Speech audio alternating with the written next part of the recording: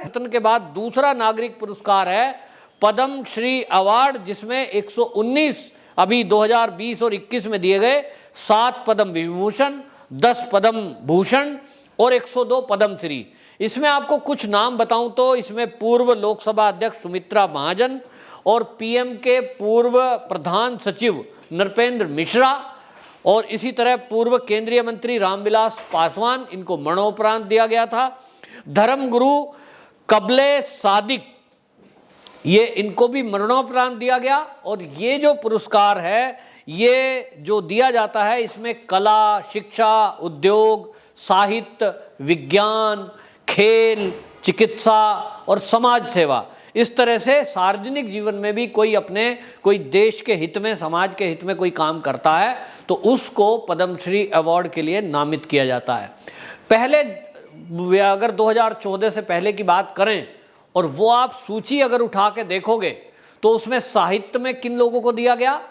जिन पर कम्युनिस्ट विचारधारा हावी थी। दूसरा अगर आप देखेंगे पत्रकार जगत में किनको दिया गया, जो सरकार के कसीदे पढ़ने में काम करते थे, सरकार की बड़ाई करना, चाटुकारिता जिसको कहते हैं, वो काम करते थे। अभी हाल ही में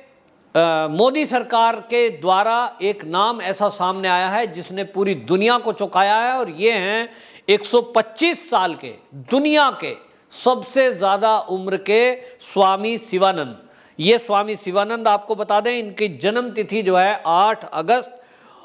1896, जी हाँ 8 अगस्त 1996 को ये बंगाल में जन्मे थे, लेकिन ये पिछले 40 साल से उत्तर प्रदेश के बनारस शहर में रह रहे हैं। के लिए भी काफ़ी काम करते हैं। ये हर साल लगभग 500 कुष्ठ रोगियों को उनकी राहत सामग्री ये बांटते हैं और इनका जो फॉलोवर हैं पूरी दुनिया में है, ये योग की शिक्षा देते हैं, अध्यात्म की शिक्षा देते हैं। और इसी वजह से आपको बता दूं इनकी जो सबसे अधिक उम्र और इस उम्र में भी जो समाज सेवा इनके द्वारा हो रही है उसको लेकर के Guinness book of world record में इनका नाम दर्ज हुआ है सबसे अधिक आयु वाले व्यक्ति के तौर पर। और ये जो है तब सामने आए थे अभी कोरोना काल में, जब वैक्सीन को लेकर के पूरे देश में विपक्ष भ्रम फैला रहा था। उस समय वाराणसी के अंदर ये एक हेल्थ सेंटर पर पहुंचे थे वैक्सीन लगवाने के लिए और तब खबरों में आए थे कि भाई 125 साल, क्योंकि लोगों ने जब इनका हेल्थ सेंटर पे गए और इनका आधार कार्ड देखा तो उस आधार कार्ड में देखा भाई ये तो 125 साल की उम्र को प्राप्त कर चुके हैं। इसको लेकर के चर्चा हुई और जो इनका स्वास्थ्य है उस स्वास्थ्य को देख करके जब लोगों ने पूछताछ की कि बाबा आपकी ये जो इतनी उम्र है इसमें भी आप चल फिर रहे हैं बिना किसी सहारे के, आंखें भी ठीक हैं, आईसाइट इतनी बढ़िया है कि बिना चश्मे के देख पा रहे हैं, और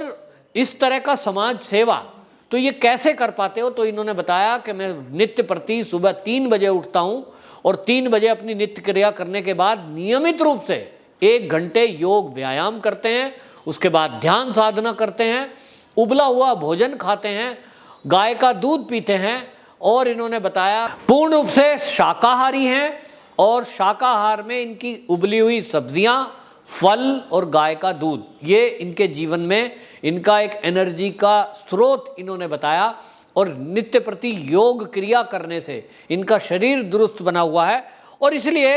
ये माना गया कि योग के क्षेत्र में जो इन्होंने स्वामी शिवानंद ने काम किया है, जिस तरह से ये लोगों को प्रेरित कर रहे हैं, इसको लेकर के सरकार ने इनका नाम चयनित किया पद्मश्री अवार्ड के लिए। और इसीलिए ये पहली बार है कि आप देखें कि जब ये अवार्ड लेने के लिए आए तो प्रधानमंत्री उनके ये चरणों में अभिवादन करना चाहते थे तो प्रधानमंत्री ने भी इनके चरणों में हाथ रखे। इसी तरह राष्ट्रपति जी के सामने जब ये नतमस्तक हुए तो देश के राष्ट्रपति भी इनके सामने झुकने को मजबूर हुए, क्योंकि इनकी जो उम्र है दुनिया में इतनी उम्र का कोई नहीं है, यानी senior most man of the world, ये इनके नाम दर्ज है। और ऐसे में ये भी एक प्रेरणा की बात है कि आप देखिए कि कुछ लोग नॉनवेज खाने की बात करते हैं, कुछ लोग बात करते हैं अपना कैसा जीवन हो, पैसा हो, लेकिन इन्होंने सिद्ध किया है कि आप सात्विक आहार लेते हुए और आप जिस तरह से योग की क्रियाएं करते हुए अपने शरीर को स्वस्थ रख सकते हैं। 125 साल की उम्र में शिवानंद जो हैं ये बोलते हैं कि मुझे कोई भी किसी प्रकार की बीमारी भी अभी तक नहीं हुई है। तो ये एक सबसे बड़ी बात है कि जब हम देखते हैं कि आजकल युवाओं में शुगर बढ़ रही है, ब्लड प्रेशर की बीमारियां हैं, आईसाइट वीक हो जाती है, और ऐसे में यदि हमारे देश के अंदर ही कोई ऐसा व्यक्ति है जो दुनिया में योग की जो कला है इसका प्रचार प्रसार कर रहे हैं, उनके दुनिया में फॉलोवर हैं, और इन्होंने आपको बता दें अभी तक Greece, France, Spain, Austria, Italy और हंगरी, रूस, पोलैंड, आयरलैंड, नीदरलैंड, स्विट्जरलैंड, इन देशों का दौरा किया है। यूके में भी ये गए हैं योग के प्रचार के लिए। इन्होंने कई किताबें भी लिखी हैं योग को लेकर के, और जो इनका समाज के लिए काम है, जिस तरह से ये वाराणसी में रहते हुए पिछले 40 साल से पूरे भारत समेत दुनिया के कई देशों में योग को बढ़ावा दे रहे हैं, इसको लेकर के जो समाज सेवा ये कर रहे हैं, इसीलिए इनको पद्मश्री अवार्ड के लिए चयनित किया गया। तो एक तरह से सरकार की तरफ से तो पूरा संदेश है कि आज के समय में ये पद्मश्री अवार्ड के लिए या देश का सर्वोच्च नागरिक सम्मान भारत रत्न हो, उसके लिए आज किसी को ये कहने की जरूरत नहीं है कि ये उन्हीं लोगों को मिलेगा जिनकी पहुंच राजनीतिक गलियारों तक हो। आज के समय में हम देख रहे हैं, हमने पिछले दिनों देखा कि जब पिछले साल ये अवार्ड मिल रहे थे तो राष्ट्रपति भवन में जब राष्ट्रपति जी उस अवार्ड को दे रहे थे, कई हमने लोग ऐसे देखे जो पैरों में चप्पल भी जिनके नहीं थी, यानी उनका साधारण सा जीवन, कहीं झुग्गी झोंपड़ी में रहने वाले, लेकिन उन्होंने अपने अपने क्षेत्र में जैसे काम किए उसको देखते हुए उनको ये अवार्ड दिया। तो सरकार की नज़र देश के हर नागरिक पर है, उस हर नागरिक पर है जो देश और समाज के लिए कुछ कर रहा है। ये अवार्ड का जो वितरण है, जो सूची है, अगर आप उठा करके देखेंगे, इसके अंदर जो नाम लिखे हुए हैं, अगर 2020-21 के आप नाम देखेंगे तो आपको पता चलेगा कि अब देश बदल रहा है। अब उन लोगों को अवार्ड दिया जा रहा है जो उसके लिए वाकई में उसके लिए डिजर्व करते हैं। अब किसी सिफारिश या किसी राजनीतिक पहुंच के कारण अवार्ड का प्राप्त करने वाला व्यक्ति अब इस देश में नहीं है। ये एक नया तरीके का भारत है जिसमें देश हित में और समाज हित में काम करने वालों को सरकार बढ़ावा दे रही है। और इसी में हमने देखा है कि जब से मोदी सरकार आई 2014 से, योग के लिए योग के क्षेत्र में काम करने वालों को पहले से ही सरकार बढ़ावा दे रही है। और अब ये एक दुनिया के लिए उदाहरण है कि अगर दुनिया का कोई सबसे बड़ी उम्र का व्यक्ति अगर है तो वो भारत में है, और भारत में जो व्यक्ति है वो योग की क्रियाओं को करने के बाद स्वस्थ शरीर उसके पास है, और उसके साथ साथ वो समाज का काम भी कर रहे हैं। यानी ऐसा नहीं कि खाली जिंदा हैं,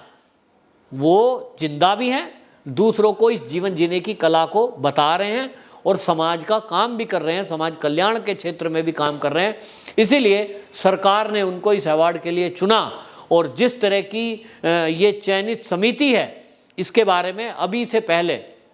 2014 से हमेशा विवाद रहा कि ऐसे लोगों को भी कई बार अवार्ड दे दिए गए जो देश के विरुद्ध एक नैरेटिव फैलाने का काम करते थे। हमने देखा कि जब सीए का विरोध हो रहा था, बहुत सारे लोग अवार्ड वापसी कर रहे थे, तो ये उस समय बात उठी थी कि ऐसे लोगों को अवार्ड दिया ही क्यों जाता है जो उस अवार्ड की कद्र ना करें, और बल्कि देश के विरुद्ध एक नैरेटिव सेट करने के काम को वो अंजाम दे रहे हैं, यानी देश विरोधी एक्टिविटी करने वालों के साथ खड़े हो रहे हैं। तो ऐसे में सवाल उठा था, उस समय जनता के अंदर आक्रोश था जिस तरह से अवार्ड वापसी हो रहे थे। और ये भी देखा गया कि अवार्ड का प्रयोग देश के विरुद्ध षड्यंत्र करने, नैरेटिव सेट करने के लिए इस्तेमाल लोग कर रहे थे। उसी समय देश की जनता ने ये सरकार से मांग की थी कि आगे से ये ध्यान रखा जाए कि जो अवार्ड हैं, जो देश की शान है, वो ऐसे लोगों को दिया जाए जिन्होंने सच्चे हृदय से देश के हित में, समाज के हित में काम किया हो, वरना इस अवार्ड की कोई कीमत को समझेगा भी नहीं।